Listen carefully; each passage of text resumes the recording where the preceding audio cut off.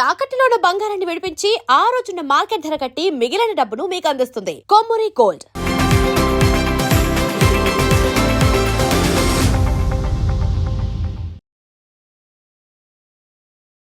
నమస్తే. మనం 2026 సంవత్సరంలో జనవరి మంత్లో ధనుసు రాశి వారికి ఎలా ఉందో చూద్దాం. ధనుసు రాశి కనుక గమనించుకుంటే హోల్ ఇయర్లో 2025లో చాలా బాగుంది. గురువు యొక్క కృపతో, గురువు యొక్క అండదండలతోటి, గురువు యొక్క దృష్టి మీ మీద, ఈ రాశి వాళ్ళ మీద ఉండటంతో అర్ధ అష్టమ శని నడుస్తున్నప్పుడే కానీ చాలా ప్రాబ్లమ్స్ని ఫేస్ చేయకుండా చక్కగా గడిపారు. అయితే ఈసారి కూడాను జనవరి మంత్లో కూడా ఇదే జరగబోతుంది. ఎందుకంటే జనవరిలో ఫస్ట్ 15 డేస్ ఈ జన్మ రాశిలోని, ఈ ధనుసు రాశిలోని 4 గ్రహాలు ఉన్నాయండి. 15th తర్వాత అంటే సంక్రాంతి పండుగ తర్వాత ధనుసు రాశి వదిలిపెట్టేసి మకర రాశిలోకి వెళ్ళిపోతూ ఉన్నాయి. ఈ టైంలో ధనుసు రాశి కనుక చూసుకుంటే కొంచెం మిక్స్డ్గా ఉండే అవకాశం ఎక్కువగా ఉంటుంది. బట్ ఎన్ని ప్రాబ్లమ్స్ వచ్చిన గ్రహరీత్యా గురువు యొక్క దృష్టి ఉండటంతో మిమ్మల్ని పెద్దగా ఆటంకాలు కలిగించకుండా ఉండే అవకాశం ఎక్కువగా ఉంటుంది. అయితే చిన్న ప్రాబ్లమ్స్ అయితే ఉంటాయి, ఖచ్చితంగా ఛాలెంజెస్. ఇందులో మనం చూసుకుంటే ఫస్ట్ హౌస్లో వీళ్ళకి 15వ తారీఖు ముందు స్థాననాశనం, శత్రుపీడనం, అర్ధక్షయం, అఖిల విషయ భోగం.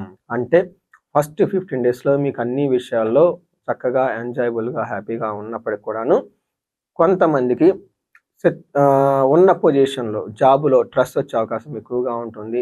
శత్రువులు అధికమయ్యే అవకాశం ఎక్కువగా ఉంటుంది. ధనాన్ని కోల్పోయే అవకాశం ఎక్కువ ఉంటుందని గమనించుకోవాలి.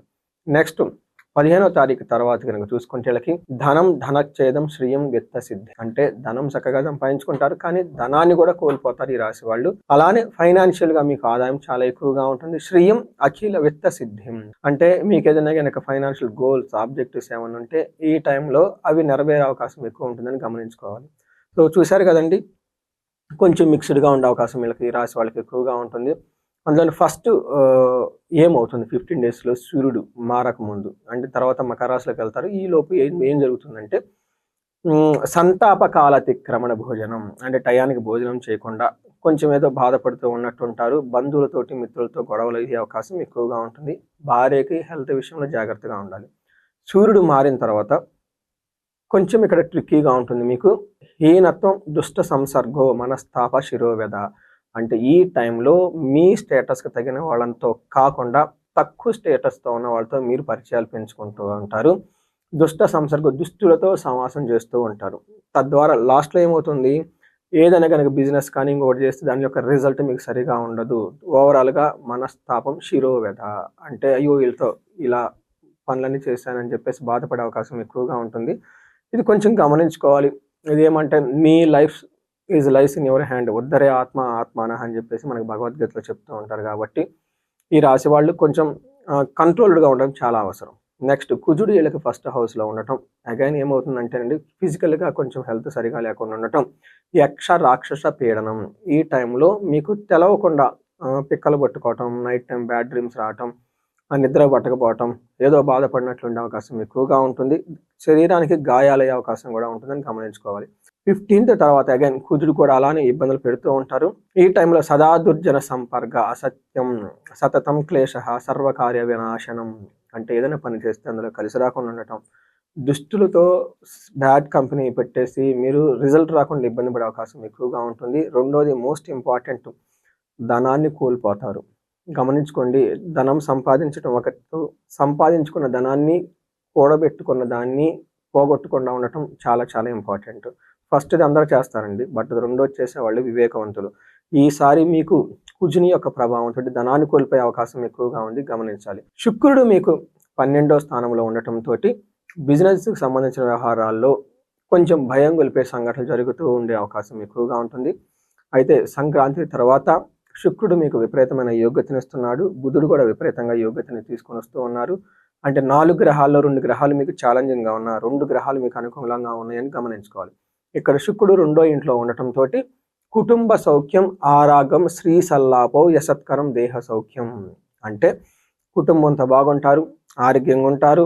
స్త్రీ సల్లాపం, లేడీస్ ఇన్ కేసు జెంట్స్ అయితే లేడీస్ ఏమన్నా భేదాభిప్రాయాలు ఉంటే అవన్నీ తొలగిపోయి చక్కగా వెళ్తూ ఉంటారు. అది ఇంట్లో కానీ బయట కానీ. The same vice versa ladies అయితే పురుషులతో, వాళ్ళ ఇంట్లో ఉన్న వాళ్ళు కానివ్వండి, బయట వాళ్ళతో ఏమైనా విభేదాలు ఉంటే అవన్నీ తొలగించుకొని చక్కగా ముందుకు వెళ్ళిపోయి ఒక బెస్ట్ టైంలో శుక్రుడు మీకు వస్తున్నాడు. మంచి ఫుడ్ తింటూ ఉంటారు. అలానే బుధుడు రెండో ఇంట్లో ఉండటంతో చక్కగా తెలివితేటలుగా క్రియేటివ్గా మాట్లాడుతూ ఉంటారు. సోషల్ మీడియాలో ఉన్న వాళ్ళకి లేదంటే న్యూస్ రీడర్స్లోని యాంకర్స్లోను ఫిల్మ్ యాక్టర్స్ ఇలాంటి వాళ్ళకి ఎవరికైనా ఉంటే చక్కగా కలిసి వచ్చే అవకాశం ఈ రాశి వాళ్ళకి ఎంతైనా ఉంది. సో చూశారు కదండి, ఓవరాల్గా కనుక గమనించుకుంటే ధనస్సు రాశి వాళ్ళకి ముందు ఫస్ట్ 15 డేస్లో కొంచెం యావరేజ్గా ఛాలెంజింగ్గా ఉన్న సంక్రాంతి పండుగ తర్వాత చాలా బాగా ఉంది. మిక్స్డ్గా ఉన్నప్పటికంటే బట్ మీది అప్పర్ హ్యాండ్ అవుతుంది. వీటికి తోడు గురు దృష్టి ఉండటంతో వేరే ఇంకా ఏమైనా గ్రహాల యొక్క ప్రభావం ఉన్నా కానీ గురు దృష్టి ఉంటే 1,00,000 దోషాలున్నా పోతాయి అని చెప్తారు జ్యోతిష శాస్త్రంలో. ఈ యొక్క దోషాలన్నీ పోయేసి ఓవరాల్గా కనుక చూసుకుంటే సిచ్యువేషన్స్ చాలా ఇలా కంట్రోల్లో ఉంటుంది. అక్కడక్కడ ప్రాబ్లమ్స్ ఉంటాయి, కానీ ఆ ప్రాబ్లమ్స్ని అధిగమించుకొని పోయేసి మీకు కావాల్సినన్ని సాధించుకునే అవకాశం ఈ రాశి వాళ్ళకి ఎక్కువగా ఉంటుంది. ఈ రాశి వాళ్ళ పరిహారాలు కనుక చూసుకుంటే ఫస్ట్ వీళ్ళకి గురువుకి మిమ్మల్ని కాపాడుతూ ఉన్నారు. శనికి మీకు శని పిప్పలాద స్తోత్రం ఉదయం సాయంత్రం తప్పకుండా చదవండి. హనుమాన్ చాలీసా చదవండి. ఇండిపెండెంట్గా మీ యొక్క హారోస్కోప్ ఎవరికైనా భార్యాభర్త మధ్య ఇష్యూ వస్తున్నా లేదంటే ఇన్కేస్ సంతానం ప్రాబ్లం ఉన్నా వీటితో పాటు ఎవరికైనా ధనానికి ఇబ్బంది పడుతూ ఉన్నామండి, మేము మా ఏజ్ 35-45 ఈ మధ్యలో కనుక ఎవరిదైనా ఏజ్ ఉండి only single sources of income ఉండి సరిగా కనుక ధన ప్రవాహం రాకుండా ఉంటే ఒకసారి హారోస్కోప్ చెక్ చేసుకోండి. స్వర్ణలక్ష్మి విశేష హోమం చేయించుకోవాల్సి ఉంటుంది. వీటితో పాటు చండీ హోమం, చండీ పారాయణం, ఇలా ఎలాంటి సమస్య మీకున్న లైఫ్లో మీరు స్టాగ్నేటెడ్ అయిపోయారు, ముందుకు వెళ్ళట్లేదని మీకు ఎక్కడైనా ఫీలింగ్ అనిపిస్తే ఒక్కసారి మీ జాతక చక్రాన్ని చెక్ చేయించుకోండి. చెక్ చేయించుకున్న తర్వాత అందులో ఖచ్చితంగా దోషాలు ఉండింటే వాటికి తగిన పరిహారాలు కూడా ఈ రోజుల్లో చాలా చాలా ఈజీ. నేను త్రూ అవుట్ ది గ్లోబ్ పరిహారాలు హోమాలు అన్నీ చూపిస్తూ ఉంటాను. తర్వాత నా ఫీడ్బ్యాక్ పెడుతూ ఉంటారు. అవంతా నాది ఇన్స్టాగ్రామ్లో కూడా మీరు చెక్ చేసుకోవచ్చు. ఆ పూజలు అవన్నీ మేము చేసిన వాటిలో కొన్ని ఉన్నాయి. సో ఈ రాశి వాళ్ళకి అష్టైశ్వర్యాలు కలగాలని భోగభాగ్యాలు కలగాలని చెప్పేసి నేను కోరుకుంటున్నాను. నమస్తే.